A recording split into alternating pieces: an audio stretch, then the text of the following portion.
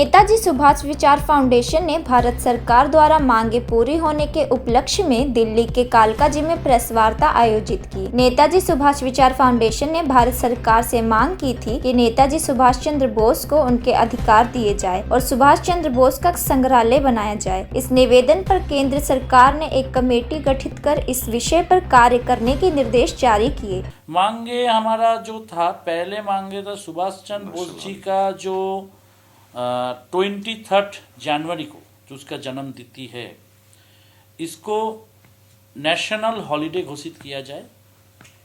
ये हमारा अकेला का मांग नहीं है, देश में बहुत सारे ऑर्गेनाइजेशन है, उसका भी मांग है।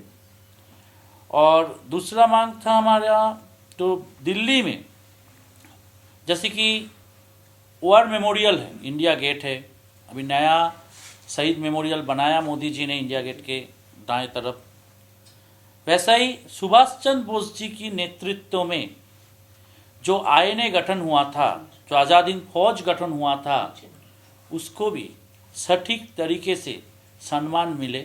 हमने कभी सोचा ही नहीं था ये बाबरी मस्जिद वाला प्रॉब्लम सॉल्व हो जाएगा, हुआ।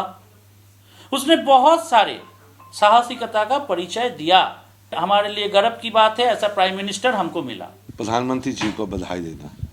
ये आप लोगों के सामने, आप लोगों के सहारे जो हम लोग प्रेस कॉन्फ्रेंस किए थे नेताजी सुभाष विचार फाउंडेशन की ओर से, तो उन्होंने तुरंत इतना फास्ट कल डिसीजन लिया उन्होंने कि कल इन्होंने एक हाई पावर कमेटी डिक्लेयर किया, headed by home minister Amit Shah ji, and we are grateful and we are thankful to him for his such an decision. मांग थी हमारे जो 23 जनवरी को देश का एक नेशनल हॉलिडे घोषित किया जाए, और उसके साथ मांग बहुत सारे थी, जैसे कि सुभाष चंद्र बोस जी के ऊपर कोई मेमोरियल बनाया जाए, उसका आईएनए के ऊपर कुछ मेमोरियल दिल्ली में बनाया जाए। और हमारा जो मूल मांग थी, सुभाष चंद्र बोस जी को जो आज हमारा जेनरेशन भूल रहा है, उसको याद में रखने के लिए जो हमारा डेमोक्रेटिक सिस्टम है, जो एजुकेशन बोलिए, हेल्थ बोलिए, तो इसमें सुभाष चंद्र बोस जी का जो विचारधारा, इसको एस्टेब्लिश किया जाए। तो सबसे बड़ी बात यही है, हम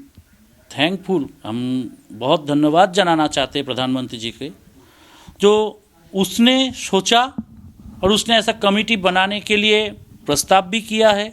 देश का स्वराष्ट्र मंत्री अमित शाह जी को नेतृत्व में ये चीज़ होगा।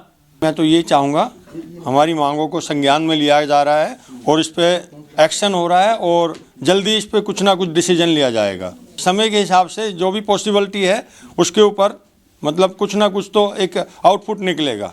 अगर किसी चीज़ में कोई दखल अंदाजी होता है तो उसका आउटपुट तो निकलता है। Bureau report, the daily today.